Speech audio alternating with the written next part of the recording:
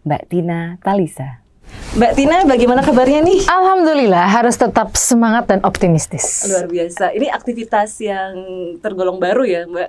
Iya. Sebenarnya gimana sih ceritanya aktivitas di BKPM itu sendiri? Jadi kalau soal bagaimana saya bergabung, saya kan sudah berinteraksi dan kenal dengan Pak Kepala BKPM, Pak Bahlil, sejak kira-kira 10 tahun yang lalu. Nah, tapi kemudian pada saat di bulan Februari, beliau mengontak saya. Saya awalnya berpikir mohon bantuan untuk menjadi moderator atau jadi MC di kegiatan BKPM. Tapi kemudian mengundang saya ke kantor gitu. Pada saat diskusi beliau menyampaikan to the point dengan gaya lugas seperti biasanya. Udah Tin, bantuin jadi juru bicara. Kita butuh di BKPM, institusi ini, agar penyampaian informasi ke publiknya juga lebih utuh dan juga tidak selalu kepala BKPM yang menyampaikan setiap hal, baik itu kebijakan yang makro sampai yang mikro gitu. Nah, akhirnya setelah berdiskusi dengan beliau, kemudian pada satu titik setelah istikharah diskusi dengan keluarga, saya bergabung per 23 Maret. Jadi sekarang baru 5 bulan. Betul. Aktivitasnya apa sih, Mbak? Yang saya lihat kayaknya menarik banget nih, lihat Mbak Tina Talisa seliuran nih. Ya, jadi memang yang unik di masa pandemi ini kan saya baru bergabung, dan di masa pandemi pada saat awal Maret kita pahami bahwa kasus pertama COVID-19 itu kan tanggal 2 Maret diumumkan oleh pemerintah. Kemudian tanggal 16 Maret sudah mulai ada pengurangan aktivitas, work from home.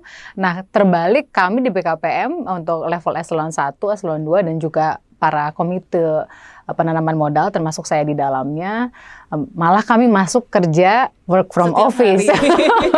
Jadi pada saat orang-orang istirahat dalam tanda petik tidak bekerja di kantor tapi di rumah, justru kami bekerja dari kantor karena untuk memastikan dan mengawal investasi. Karena memang kita melihat bahwa justru di masa-masa seperti inilah kita harus memberikan dukungan yang sangat kuat kepada para investor. Bagaimana caranya investor yang sudah ada di Indonesia mereka tidak keluar dari Indonesia, dan bagaimana caranya investor dari luar mau masuk ke Indonesia. Nah, itu adalah upaya yang dilakukan secara terus-menerus oleh BKPM di bawah kepemimpinan Pak Bahlil Lahadalia. Mungkin sekarang yang paling menarik adalah orang ingin tahu bagaimana kondisi investasi Indonesia saat ini nih, Mbak, di saat COVID begini. Iya, di semester 1 ini alhamdulillah dari target selama 2020 adalah 817 triliun dan sudah tercapai 402 triliun. Jadi artinya sudah hampir separuhnya tercapai. Tapi kalau kita lihat balik sebetulnya target awal tuh bukan segitu. Target awalnya adalah 886 triliun.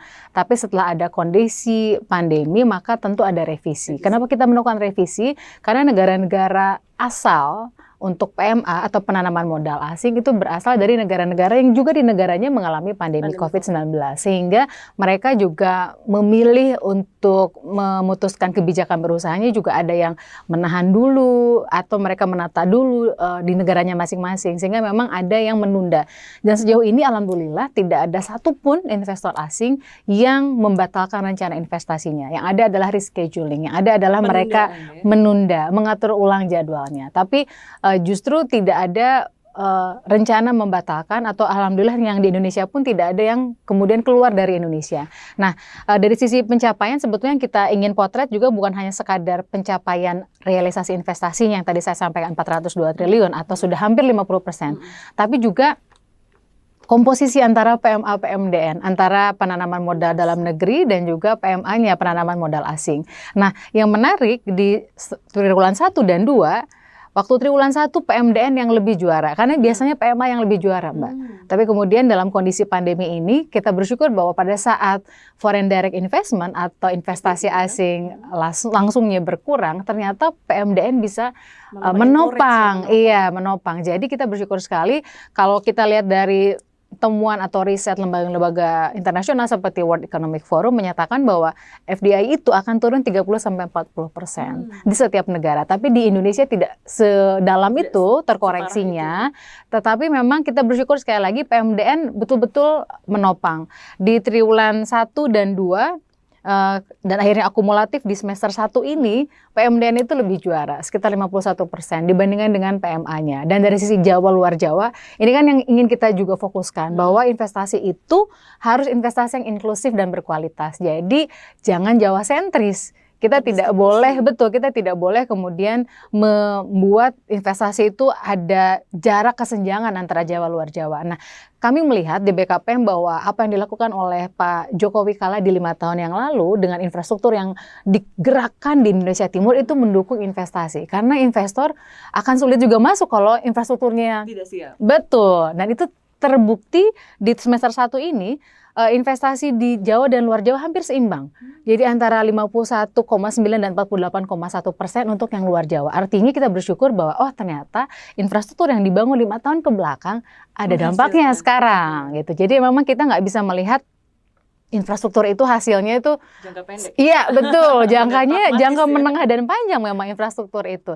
Dan kita bisa melihat sekali bahwa sekarang dibandingkan tahun lalu saja misalnya untuk Jawanya masih 55% dan 44%, 44, sekian persen di semester 1 2019. Sampai sekarang di 2020 komposisi sudah semakin berimbang dan ini memang titipan pesan dari Presiden Jokowi kepada Kepala BKPM bahwa yang dipentingkan bukan hanya soal nominal atau besaran realisasi investasi, tapi perhatikan Jawa luar Jawanya. Karena kita ingin distribusi yang lebih baik, kita ingin ada demokrasi ekonomi, ada keadilan di sana. Dan kita tentu tidak bisa membiarkan bahwa saudara kita yang di Indonesia Timur itu ibaratnya mendapatkan hanya kecil-kecil saja, hanya yang tidak sebanding dengan yang ada di Pulau Jawa. Betul. Dan kalau kita perhatikan PMA untuk penanaman modal asing, untuk 5 provinsi terbesar yang paling menarik minat investor, ada 2 yang dari luar Jawa. Jadi artinya luar Jawa ini semakin menarik minat investor untuk berinvestasi. Dan ini yang sangat kita syukuri dan ke depan akan kita dorong terus. Jadi konsep Jawa sentris itu sekarang udah mulai terdistribusi dengan Betul. Dan itu adalah data gitu ya, data yang kita lihat dengan gamblang bisa diakses oleh masyarakat bahwa inilah kenyataannya bahwa distribusi semakin baik dan kita rasakan ini adalah yang harus terus kita dorong ke depan. Iya, mungkin kalau melihat tadi bahwa masalah ekonomi, masalah PMA, PMDN memang kita tidak bisa melepaskan dari kondisi ekonomi global. Betul. Nah, kalau melihat ke depannya kondisi ekonomi global di mana negara-negara lain sudah mulai mengalami minus nih dalam pertumbuhan ekonomi gitu. Kita juga minus nih, triwulan 2 ini, mungkin betul. besarnya nggak sebesar negara-negara lain yang sudah mungkin menginjak di double digit gitu. Nah, kira-kira strategi apa sih Mbak untuk tanda kutip BKPM melakukan inovasi misalnya atau melakukan dukungan untuk bisa mencoba mengakselerasi terutama kondisi ekonomi global yang tidak bisa diprediksi gitu. Jadi begini, kalau kita bicara pertumbuhan ekonomi di Indonesia, faktor yang paling menopang secara dominan itu adalah konsumsi. Yang kedua adalah investasi. Dan konsumsi itu baru bisa terjadi kalau masyarakat punya daya beli. Dan daya beli itu akan terjadi jika masyarakat punya kepastian pendapatan. Dan kepastian pendapatan akan tercipta kalau ada lapangan kerja. Dan disitulah peran investasi. Investasi perannya adalah menciptakan lapangan kerja supaya masyarakat punya kepastian pendapatan, supaya masyarakat punya daya beli, supaya konsumsi juga tetap tinggi sehingga pertumbuhan ekonomi tertopang dengan baik. Nah jadi memang kalau bicara soal pertumbuhan ekonomi dan investasi itu nggak bisa dipisahkan. Karena konsumsi itu adalah di bagian hilirnya, tapi investasi itu di bagian hulunya. Sehingga yang dilakukan oleh BKPM adalah memikirkan bagaimana investasi ini bisa dipercepat dan diperbaiki kualitasnya.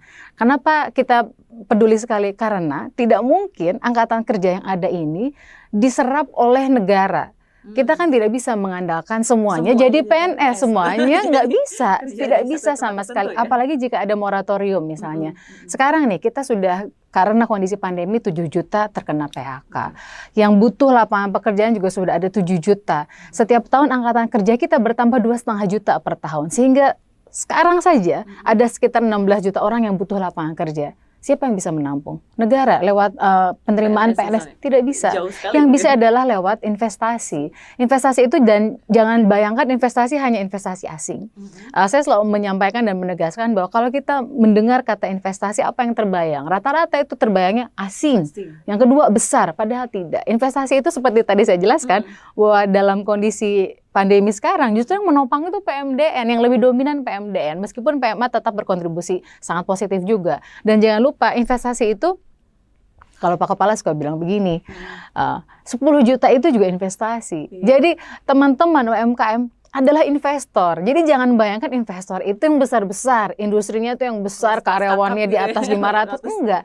Jadi Kalau masyarakat investasi, bikin usaha, kuliner atau misalnya berjualan sebagai supplier apapun dengan awalnya investasi 10 juta, mereka adalah investor. Jadi yang didorong oleh BKPM bukan hanya investasi besar. Jadi inilah yang kemudian kalau dilihat dari data, online single submission atau OSS di BKPM itu kan mencatat dan mewajibkan juga untuk mendaftar NIB, nomor induk berusaha. Dan dari hari ke hari kami pantau secara real time sampai bulan Juni kemarin semester 1, lebih dari 50% adalah NIB-nya mikro dan kecil.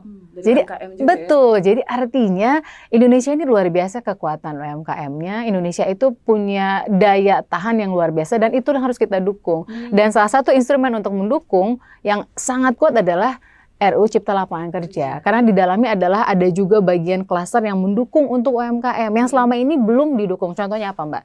Di BKPM, Pak Bahlil itu selalu mewajibkan, Kepala BKPM mewajibkan untuk industri besar untuk bergandengan tangan dengan UMKM yang dalam rantai pasok atau supply chain-nya. Tapi apakah itu diwajibkan sama undang-undang? Tidak. Nggak ada. Itu lebih kepada itikat baik, lebih kepada karena melihat bahwa UMKM itu harus dikawinkan dengan pengusaha besar. Kalau nggak begitu, mereka akan bisa tertinggal. Tapi itu hanya itikat baik, tidak ada dalam undang-undang. Nah, dalam RUU Cipta Lapangan Kerja ini termaktub di situ bahwa negara itu mesti sederhananya Mix and match betul. Jadi bukan hanya sekadar narasi atau wacana disampaikan oleh pejabat publik, tapi tercantum dalam undang-undang. Itu bukti salah satunya bagaimana dukungan kepada UMKM. Termasuk juga dukungan apa lagi? Dukungan pasar. Jadi kadang begini, UMKM punya produk, tapi nggak ada yang beli misalnya. Nah, di undang-undang ini pun, dalam rancangan undang-undang ini ada pasal yang menyebutkan bahwa mengutamakan atau memprioritaskan pembelian atau pengadaan barang jasa pemerintah dari produk UMK yang sesuai dengan peraturan perundang-undangan. Jadi artinya jangan hanya kemudian mendukung dari sisi perizinan, karena nanti UMK itu udah nggak butuh punya izin, Mbak. Cuma butuh NIB aja. Dia bisa langsung usaha, Langsung bisa usaha, tapi kemudian pasarnya pun dibantu oleh pemerintah. Nah, itu yang selama ini belum ada aturan manapun yang mengatur itu. Jadi artinya justru RUU Omnibus Law Cipta Kerja ini memudahkan melakukan investasi dan melakukan investasi yang bukan hanya PMA ya, tapi juga dalam negeri. Betul. Nanti kalau dilihat sebenarnya bagaimana dukungan BKPM sendiri pada investasi melalui Omnibus Law ini, seberapa besar sih dukungan BKPM sendiri? Kalau